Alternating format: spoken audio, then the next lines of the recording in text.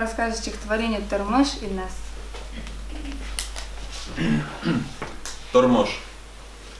Авырлык төшсә, түз, сер бирмин итми.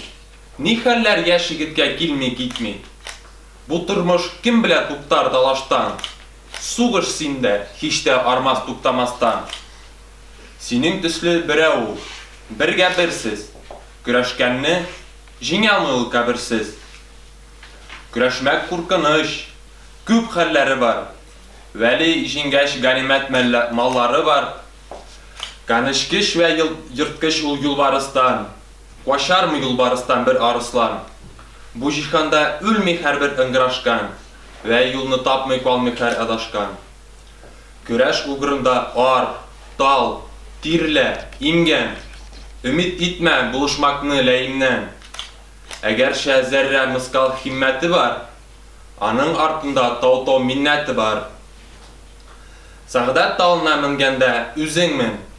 Ни ярдәм килсә дә килсен үзеңдин. Әйтмәс һичкем, минем аркамда менде. Хәзер инде юннәп сәлам да бирми инде.